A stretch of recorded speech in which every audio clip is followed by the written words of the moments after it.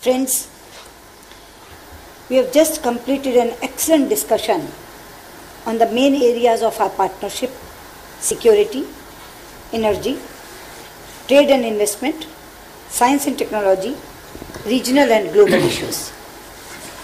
The extent to which our cooperation has an impact on the well-being of our people, our economies, and our respective regional and global interests makes us a truly defining partnership. And the extent to which revitalized India-US ties contribute to peace, security and prosperity of our neighborhood, the Asian region and beyond, makes our relationship truly strategic. We recognized that today both sides stand at an important turning point. Today, we can once again realize the latent potential of our partnership, which is based on common fundamental values and converging long-term strategic interests. Secretary Kerry and Secretary Pritzker were generous in their assessment of what our new government will be able to do to realize the expectations of our people. We recognize that there is much hard work ahead to realize the people's mandate in an election of hope. My colleagues and I underlined that for our part, we see great potential for the United States as a global partner. We underlined our interest in seeing a much more robust American presence in the Indian economy, as investors, as trade partners, in skill development, in defense, and in science and technology. We also recognized that the regional and global aspect of our strategic partnership has great value for both sides, especially in the current situation of global and regional flux. We are delighted that there is a growing global dimension in our partnership. We agreed that the visit of Defense Secretary Hagel next Friday is an important opportunity to energize our defense partnership and begin the process of giving it a new strategic content. We also recognized that the maturing of our strategic relationship has given both sides the capacity to treat issues where we diverge as an opportunity for further conversation and dialogue. Towards this end, we discussed scheduling our long-pending commercial dialogue, our ministerial trade policy forum, and other vital dialogue mechanisms to address outstanding trade and economic issues that arise as a natural result of different perceptions. Today, at the conclusion of this fifth strategic dialogue, we can take satisfaction in the fact that within the few years since we raised our relationship to a strategic plane, our bilateral dialogue has an all-of-government character. The new energy that our meeting today has imparted to partner departments and ministries should lead to determined efforts to ensure that the summit meeting in September between Prime Minister Narendra Modi and President Obama raises our partnership to a new level. I want to thank our distinguished guests for their presence here in India. We appreciate their commitment to this partnership and the substantive contributions made on both sides today.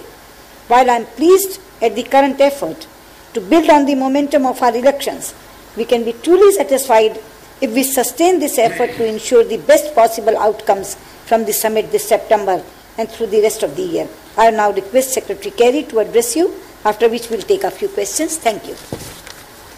Well, thank you very much, Minister Swaraj. I want to thank you, first of all, for your leadership, and I particularly want to thank you for the important perspective you brought to the discussions here today, as well as your very, very generous welcome. Thank you very much. And in fact, the Minister was extremely generous and permitted me to make a number of must-do phone calls during our session, and I'm very grateful to her for her indulgence. I also want to acknowledge and thank the many members of the United States delegation who joined me here today. Secretary Penny Pritzker is as good a Commerce Secretary as you could ever find, and I'm blessed to have her not only as a friend but as a colleague in this endeavor. And I saw firsthand today how important her leadership is in all that we are trying to undertake in science and technology, trade, all of our commercial activity and our economic issues. Before I begin to discuss what we've accomplished in the past few days, and it has been a few days because a number of members of our delegation arrived here several days ago and began meetings in Mumbai and here in Delhi. So there have been a lot of conversations taking place leading up to today. But I particularly wanted to share on behalf of President Obama and the United States our condolences with the families and the loved ones of the dozens of men and women who lost their lives in the Pune mudslide. There are many who remain missing.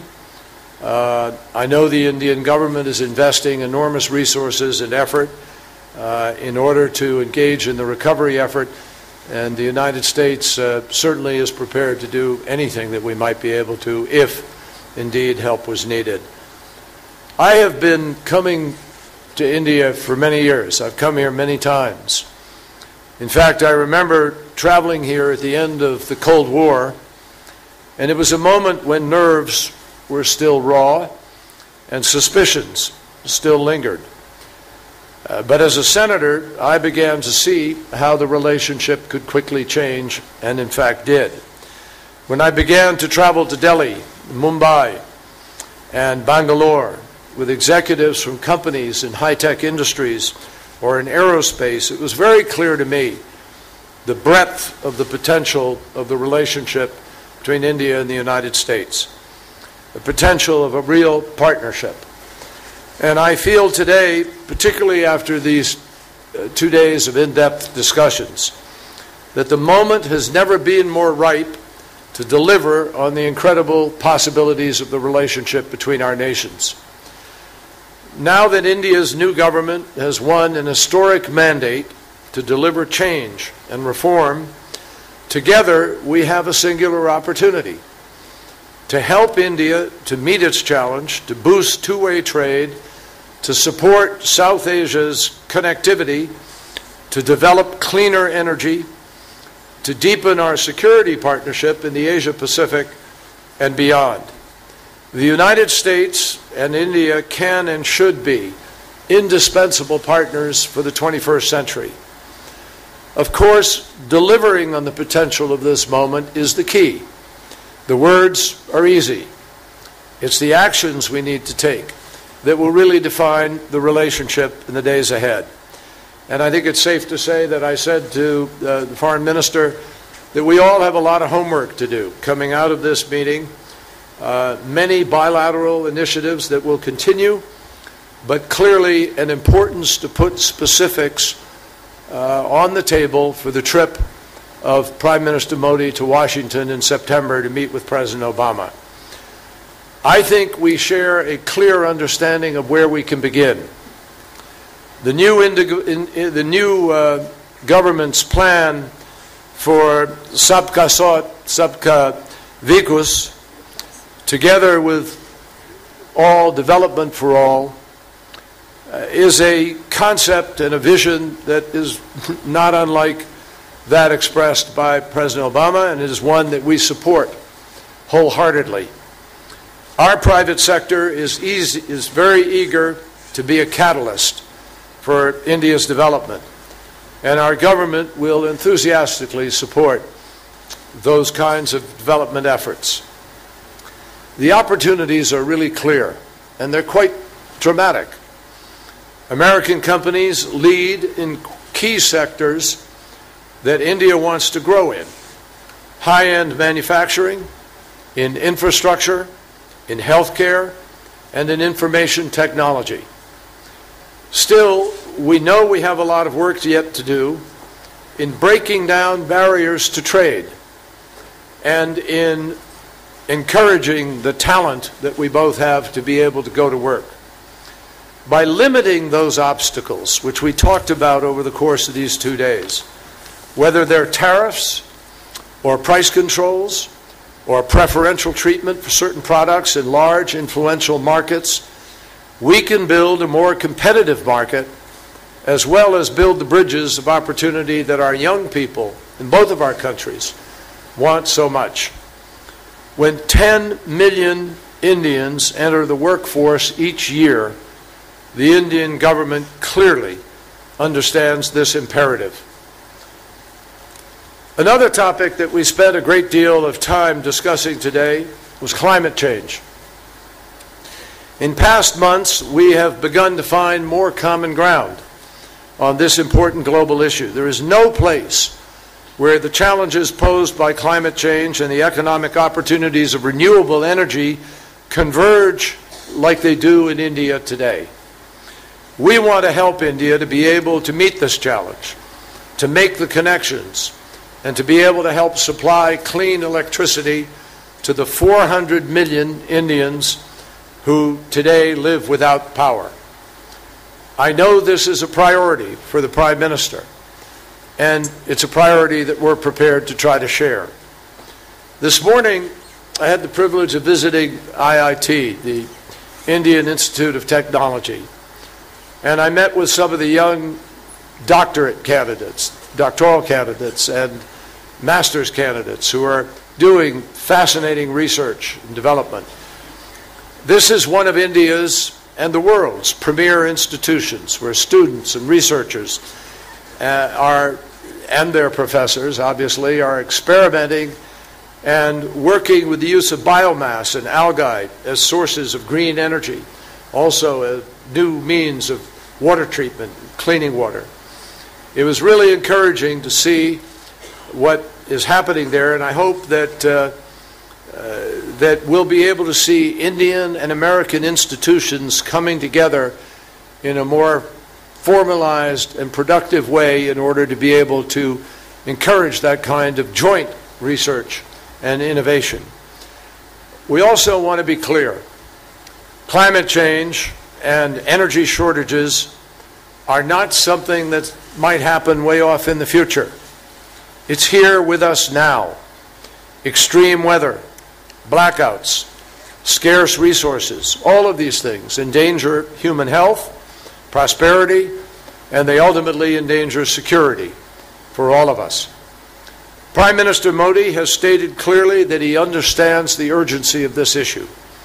He's called for a saffron revolution because the saffron color represents energy. He said that this revolution should focus on renewable energy sources, such as solar energy, in order to meet India's growing energy demand. He is absolutely right. The United States could not agree with him more, and together we believe that we could at last begin a new and constructive chapter in the United States-India climate change relationship. Lastly, in this century, one that will continue to be defined by competing models of governance, India and the United States have a common responsibility. It is to prove that democracies can deliver the full expectations of their citizens. Our two nations believe that when every citizen, no matter their background, no matter their beliefs, can make their full contribution, that is when a nation is strongest and most secure. And that certainly applies to India and the United States. We are two confident nations. We are connected by core values. And we are optimistic nations who never lose sight of how much we can and must achieve. From women's rights to minority rights, there is room to go further for both of us. We must also speak with a common voice that violence against women in any shape or form is a violence against our deepest values. The United States and India are two nations that begin our founding documents with the exact same three words: we the people. We the people. By working together so that all people in our nations can pursue their aspirations, we believe we can come closer to achieving our founding dreams. For both India and the United States, investing in each other's success is frankly one of our smartest long-term strategic bets.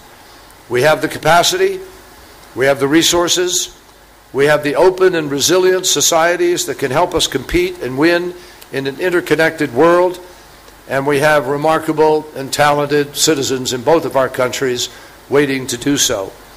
In the weeks to come, we will take a series of concrete steps to pave the way for Prime Minister Modi's visit to Washington in September, and hopefully, to pave the way for a new chapter in the ties between our two great democracies. And I'm also prepared to answer a few questions. The first question will be from Mr. Ashish Singh, ABP News. Good evening, Secretary Kerry. Good evening, Sushma ma'am. My question is for both ministers. Ma'am पहले आपसे पूछना चाहता हूँ ma'am, हाल में इस तरह के revelations हुए थे कि एक अमेरिकी अथॉरिटी ने स्नूपिंग कराई थी इंडियन पॉलिटिकल पार्टीज की, more specifically Bharatiya Janata party की, जिसकी आप सीनियर मेंबर हैं. And Secretary, I would also request you to respond to the same question about the concerns raised in India over the snooping done on the Indian political parties, specifically Bharatiya Janata Party. क्या इस issue को ma'am आपने raise किया, उस पर क्या जवाब मिला? Thank you. हाँ आशीष जी, मैंने बिल्कुल ये इशू रेज किया सेक्रेटरी कैरी के साथ, और मैंने उन्हें ये भी बताया कि जब ये खबर भारत के अखबारों में छपी थी तो भारत के लोगों में बहुत गुस्सा आया था और उन्होंने अपना रोष व्यक्त भी किया था. मैं उसी रोष से आपको अवगत कराना चाहती हूँ. और मैंने ये भी कहा उन्हें कि हम दोनों एक दूसरे को मित्र देश मानते हैं, तो एक मित्र देश दूसरे की जासूसी करे ये किसी भी तरह से हमें स्वीकार्य नहीं है. This is unacceptable to us. Yes, I raised this issue with Secretary John Kerry when the matter was published in Indian newspapers. I have also conveyed to him that this act on the part of US authorities is completely unacceptable to us, since our two countries are friendly nations and we happen to share dialogue with each other. Well, we have a policy in the United States that with respect to intelligence matters, we do not discuss intelligent matters in public. But let me just say very clearly, we value our relationship with India, our bilateral relationship, in all the ways that I just described.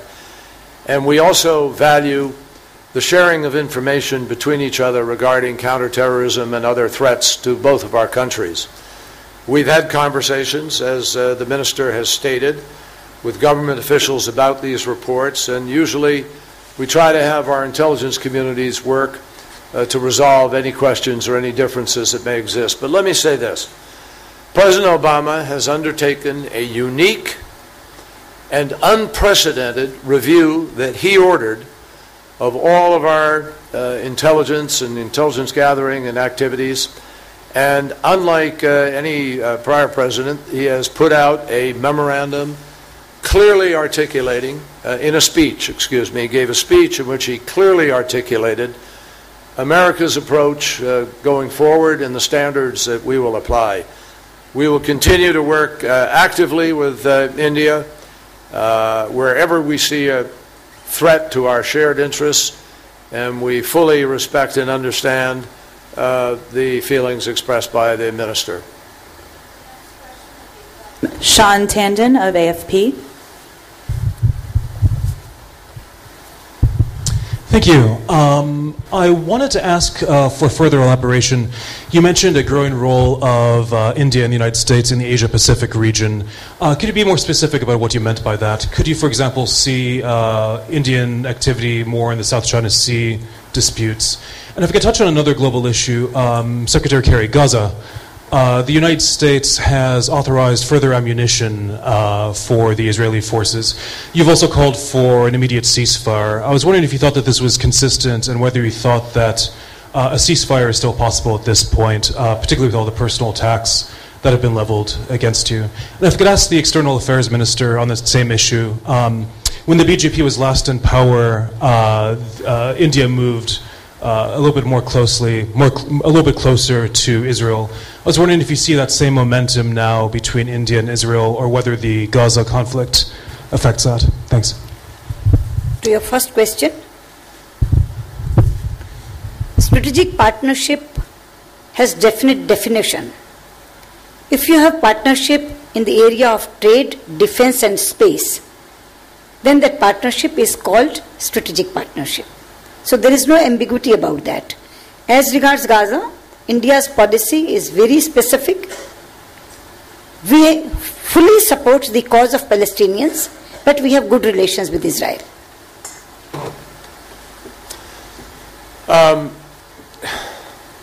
I just reaffirm what the minister just said.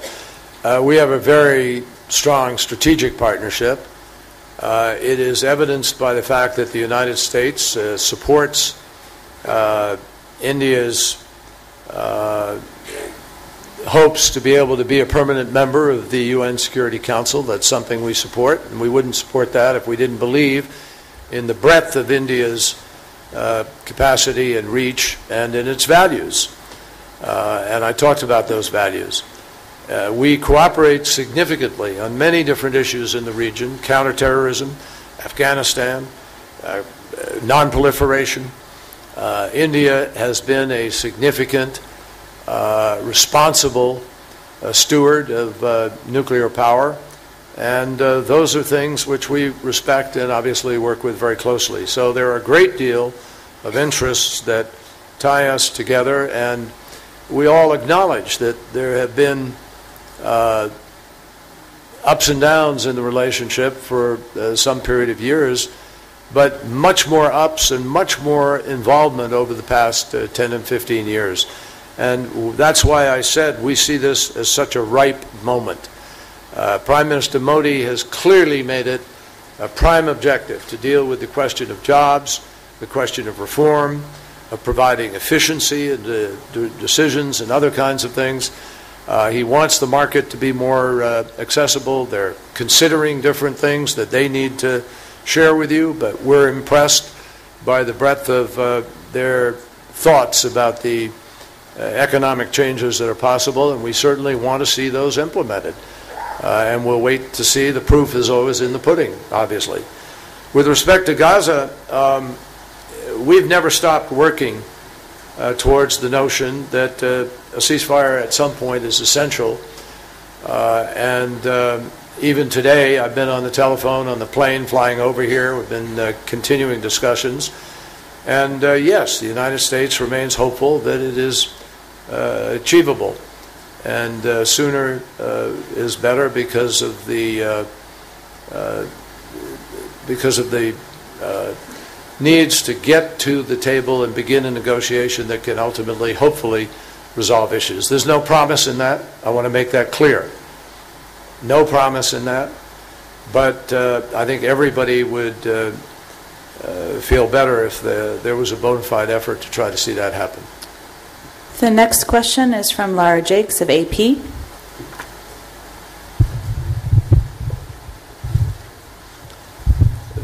Thank you very much.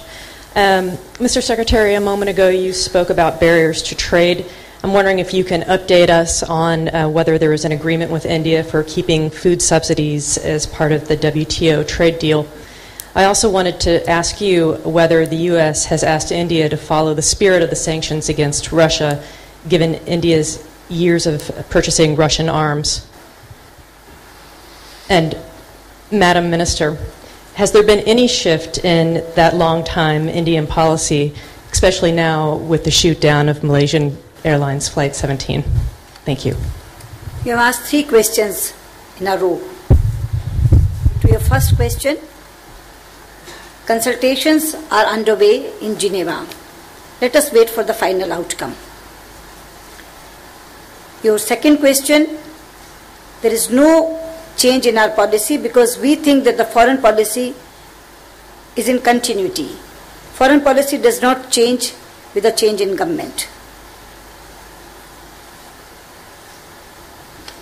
Well, we obviously, I think there's a meeting, I'm not sure when. Have they already met in Geneva? No, they've already met. They already did. They already met. They're meeting now. I thought so. Right around now. Are going.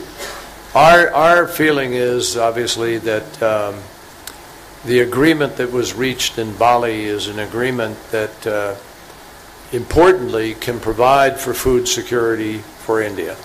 We do not dismiss the concerns India has about large numbers of poor people who require some sort of food assurance and subsistence level, but we believe there's a way to provide for that that keeps faith with the WTO Bali agreement.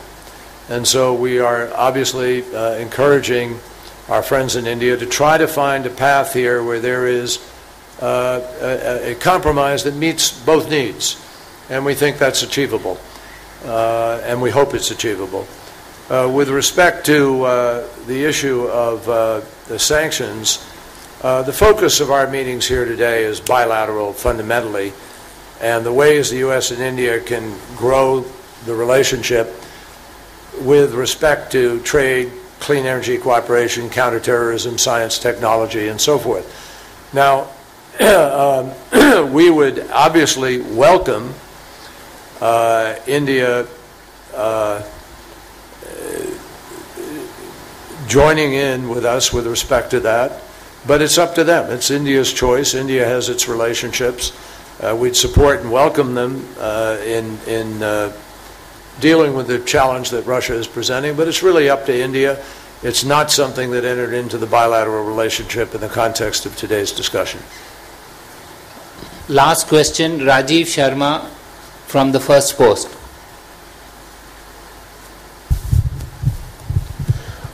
Thank you, Akbar. My question is to both Mrs. Swaraj and Mr. Kerry. Sushma ji, what is India's view on Senate Bill 744? Whether this issue was discussed with Mr. Kerry by you, and what is his assurance, if any? And the question to Mr. Kerry is, don't you think that this 744 is rather a protectionist measure, and even American companies are seeing it as a protectionist measure? Is there a move to amend it or dilute it? Thank you. Let me first answer. Yes, I raised the issue with Secretary Kerry about the bill number 744, and our Minister of Commerce, Srimati Nirmala Sitharaman, also raised this issue in the plenary session. I told Secretary Kerry that we are not against the bill per se. Immigration is your internal matter. But we are certainly concerned with the provisions which will affect the Indian IT industry if the bill is passed in the present form. And I also told Secretary Kerry that it will give a very negative signal, and that too at a time when India is opening up its economy for the foreign players. Thank you. So I'm going to confess something to you that I probably shouldn't confess to you, but when I was in the United States Senate for 29 years, I never identified a bill by its number. It was the immigration bill, or it was the something bill. So thank God the minister knew that that was the number tonight. Yes, that was the big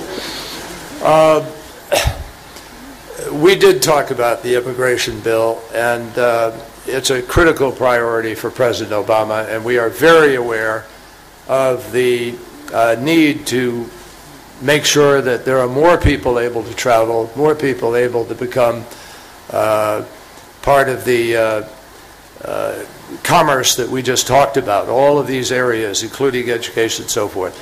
But the way it left the Senate leaves that in need of some amending.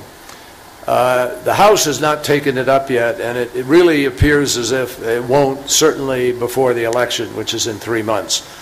The administration, President Obama, would support some changes that will deal with some of the issues that you've just raised and other issues, but at the moment it does not appear as if this bill it will not move in the next several months. One has to hope that after the election is over there may be the possibility of rebuilding support for it. It's a critical bill for us in many, many ways, way beyond those that you just articulated. And President Obama would really like to see it done as a matter of fairness, as a matter of morality, as a matter of commercial and business interest, as a matter of family interest. There are many compelling reasons for why this needs to pass, and I'm confident that at some point in time we will get appropriate immigration reform.